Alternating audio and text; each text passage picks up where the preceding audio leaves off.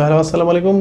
এই যে বাংলাদেশ ক্রিকেট বোর্ডের যে প্রধান কোচ এবং প্রধান কোচের দায়িত্বে যিনি আছেন, অযোগ্য কোচ এবং সবচাইতে বাজে কোচ এবং বাংলাদেশ ক্রিকেট ধ্বংস করার জন্য যে সবসময় উঠে পড়ে লেগে আছে এবং তাকে কোচ হিসেবে বাংলাদেশ ক্রিকেট বোর্ড রেখেছে এবং নিয়োগ দিয়েছে। প্রতি মাসে তিনি 40 লাখ টাকার উপরে বেতন পাচ্ছে। সেই কোচ চন্দ্রিকা হাথুরুসিংহে কিন্তু এখন পর্যন্ত বাংলাদেশ ন্যাশনাল টিমের কোচের দায়িত্বে আছেন এবং তিনি আদৌ কি দায়িত্ব ছাড়বেন বা বিসিবি তার দায়িত্ব থেকে অব্যাহতি দিবেন, সেই ঘটনাটা কিন্তু আমরা অনেকবারই বিশ্লেষণ করেছি বা অনেক নিউজ থেকে আমরা জানতে পেরেছিলাম যে হয়তো হাথুরুসিংহেকে বরখাস্ত করা হবে বা বরখাস্ত করা হয়েছে বা নতুন কোচ খোঁজা হচ্ছে। সো হাথুরুসিংহের সর্বশেষ আপডেটটা কি বা বাংলাদেশ ক্রিকেট বোর্ড কি ভাবছে হাথুরুসিংহেকে নিয়ে, এই সব বিষয় নিয়ে আমি কথা বলবো। সাথে আছে আমি রিজান। ভিডিওটা যদি ভালো লাগে অবশ্যই পেজটাকে ফলো দিয়ে রাখবেন এবং যারা ইউটিউব থেকে ভিডিওটা দেখতেছেন অবশ্যই চ্যানেলটাকে সাবস্ক্রাইব করে পাশে থাকবেন।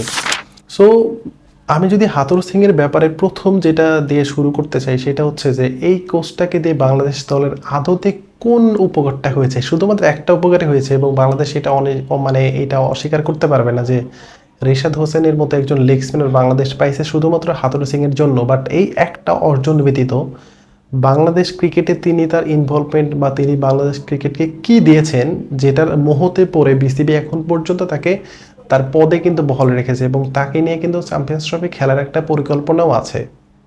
এই যে টি-20 ওয়ার্ল্ড কাপ শেষে বাংলাদেশ ক্রিকেট বোর্ডের কাছে কোচ এবং ক্যাপ্টেন দুজনের যে রিপোর্টটা জমা দেয়, সেখানে নাকি সেই রিপোর্টটা নাকি দুজনকে ব্লেম দেওয়ার মতো একটা রিপোর্ট তারা পেয়েছে হাতে এবং সেখানে কি শান্ত নাকি বলেছেন যে আমাদের কোচ নিয়ে কোনো প্রবলেম নেই, আমাদের পারফরমেন্সও যথেষ্ট ছিল এবং বিসিবি নাকি তাদেরকে পুরস্কার করার জন্য একটা ঘোষণাও দিয়েছিল। বাট এই যে এই মোমেন্টে যদি এসে বাংলাদেশ ক্রিকেট বোর্ড যদি প্লেয়ারদের এই পারফরমেন্সের ভিত্তিতে পুরস্কার দেয়, সেটা কিন্তু অনেক সমালোচনার জন্ম দিবে, সেই জন্য কিন্তু সেখান থেকে সরে আসে।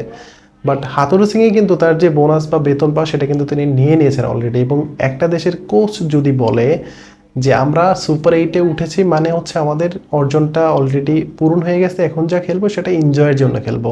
ওকে ফাইন, দলের প্রেশার রিলিজ করার জন্য একটা কোচ এইসব কথা বলতে পারে, বাট তার মানে এই না যে ম্যাচগুলোকে হালকাভাবে নিব। একটাবার চিন্তা করে দেখেন যে টি-20 ওয়ার্ল্ড কাপে বাংলাদেশের সামনে প্রথমবারের মতো সেমিফাইনাল খেলার একটা ইকুয়েশন তৈরি হয়ে যায় এবং সেটা প্রথম দুইটা ম্যাচ ইন্ডিয়া এবং অস্ট্রেলিয়ার সাথে হারার পরেও, এবং বাংলাদেশ সেখান থেকে সেই সুযোগটাকে যদি কাজে লাগাতে না পারে বা না, তারা কিন্তু সেই সুযোগটা কাজে লাগাতে পারেনি এবং সেটা নিয়ে কিন্তু পুরো ক্রিকেট বিশ্বে যে একটা হইচই ফেলে দিয়েছিল যে একটা দল এত খারাপ খেলার পরেও তাদের সামনে একটা সিম্পল ইকুয়েশন আসে যে 12 ওভার 1 বলে তাদেরকে 116 রান করতে হবে, যেটা টি-20 যুগে এটা একদমই মামুলি একটা টার্গেট এবং সেটা চেস করতে গিয়ে বাংলাদেশ ম্যাচটা হেরে যায়। একটাবার চিন্তা করে দেখেন যে এত বাজে খেলার পরেও, এবং এর আগে যদি চিন্তা করেন যে যুক্তরাষ্ট্রের সাথে তারা সিরিজটাও হারলো, তার আগের চিন্তা যদি করেন জিম্বাবুর সাথে বাংলাদেশের ঘরের মাঠে যে সিরিজটা বাংলাদেশ 4-1 ব্যবধানে জিতেছে, সেটা কিন্তু আপনাকে ওইরকম কমফোর্টেবল একটা উইন কখনোই বাংলাদেশ করতে পারেনি, বা জিম্বাবুর এগেনস্টে যে ওইরকম কমফোর্টেবল একটা জয় নিয়ে মাঠ ছাড়বে সেটা কিন্তু কখনোই করতে পারেনি। বা বাংলাদেশের যে জিম্বাবুকে নিয়ে আসার একটা লক্ষ্য ছিল যে ব্যাটিং প্র্যাকটিস করে বা দলটাকে ভালো মতো গুছিয়ে নেয়, সেই কাজটাও কিন্তু তারা করেনি। আমি কোচের কথা বলছি, ওইসব বিস্তারিত আলোচনা আমি অন্য ভিডিওতে অনেকবারই করেছি, আপনারা চাইলে দেখে আসতে পারেন। এই যে কোচটাকে নিয়ে বাংলাদেশ ক্রিকেট বোর্ডের যে একটা মোহ, সেটা আসলে কিভাবে, এটা আমি অ্যাকচুয়ালি বুঝতে পারেন। আপনারা কেউ যদি জানেন তাহলে অবভিয়াসলি কমেন্ট বক্সে জানাতে পারেন। হাথুরুসিংহেকে নিয়ে বিসিবির প্রধান বিসিবি প্রধান নাজমুল হাসান পাপনকে একটা সাংবাদিক জিজ্ঞাসা করে যে হাথুরুসিংহেকে নিয়ে আপনাদের ভবিষ্যৎ পরিকল্পনাটা আসলে কি। তিনি বলেন যে বাংলাদেশ দল, তিনি তো যা দেখছেন বাংলাদেশ দল তো খারাপ করেনি, বড় বড় দল হেরেছে, পাকিস্তান হেরে গেছে, নিউজিল্যান্ড হেরে গেছে, অন্য অন্য বড় দল হেরে গেছে, সেখান থেকে বাংলাদেশ সুপার 8-এ খেলেছে। সো বাংলাদেশের জন্য তো একটা বড় একটা পাওয়া, এবং টি-20 ইতিহাসে বাংলাদেশের বিশ্বকাপের টি-20 ক্রিকেট বিশ্বকাপের ইতিহাসে বাংলাদেশ প্রথম 3টা ম্যাচ জিতেছে, সেটাও নাকি বিসিবির কাছে খুব বড় একটা সাফল্য। এই জন্য নাকি বিসিবি প্লেয়ারদেরকে এবং কোচকে পুরস্কার করার একটা চিন্তা ভাবনা করেছিলেন। এবং বিসিবি এখন মনে করতেছে যে হাথুরুসিংহেকে এখনও রাখা উচিত, কারণ তিনি বাংলাদেশ ক্রিকেটে ওইরকম ভাবে যে ভালো পারফরমেন্স করা বা ভালো একটা প্ল্যান পরিকল্পনা করা, তিনি নাকি সেই সঠিক পথেই আছেন।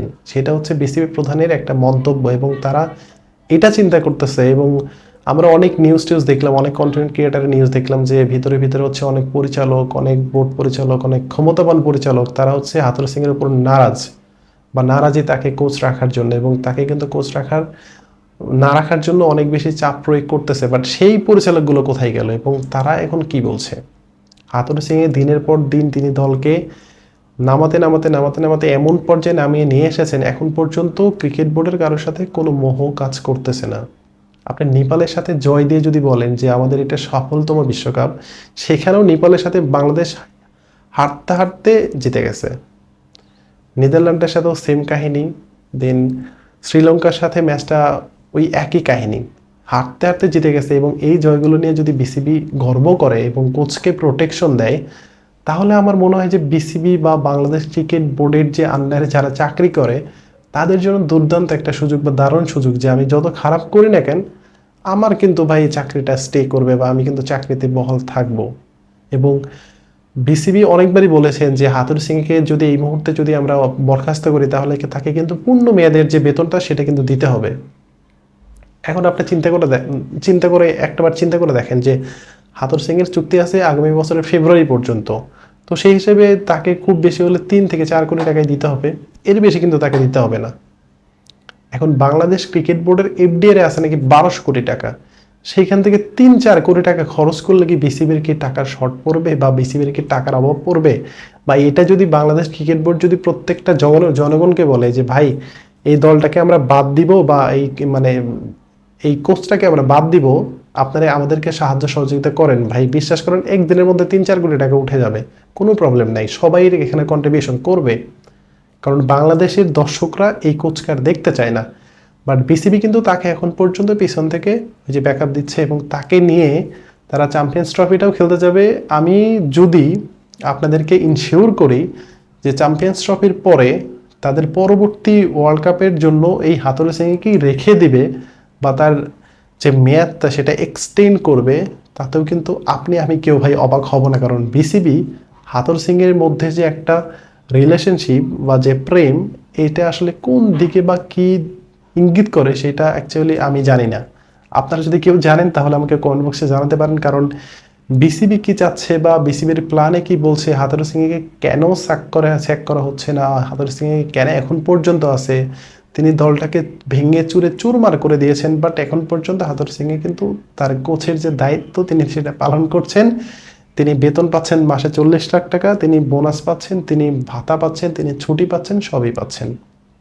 বাট পাচ্ছেন না একটা জিনিসই, সেটা হচ্ছে আমরা সেটা পাচ্ছি না, সেটা হচ্ছে বাংলাদেশ দলের জয়, একটা বাংলাদেশের স্টেবল দল, একটা বাংলাদেশের টুর্নামেন্টে গিয়ে ভালো একটা ট্রফি বা ভালো একটা রেজাল্ট, সেটা কিন্তু আমরা পাচ্ছি না। এবং বিসিবিতে যারা চাকরি করে প্রত্যেকের বেতন 1 লাখ টাকার উপরে, তারা অফিসে আসে, অফিস করে, পার্ট টাইম জব করে, সব কিছু তাদের হচ্ছে। বাট বাংলাদেশ ক্রিকেটের যে যারা একনিষ্ঠ ভক্ত বা যারা ক্রিকেটকে ভালোবাসে তাদের কিন্তু এই একটাই লস, সেটা হচ্ছে দিন শেষে বাংলাদেশের রেজাল্ট হচ্ছে 0।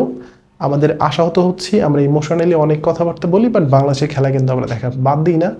সো বিসিবি আসলে কি করবে সেটা তাদের ভাবনাই থাকুক, এবং এই হাথুরু সিংকে কতদিন ক্যারি করবে সেটাও দেখার বিষয়। সো আমি জানি না বিসিবি আসলে তাদের প্ল্যানে কি রেখেছে। আপনারা কেউ যদি জানেন তাহলে আমাকে কমেন্ট বক্সে জানাতে পারেন। সো আজকে ভিডিও পর্যন্তই, ধন্যবাদ সবাইকে, আসসালামু আলাইকুম।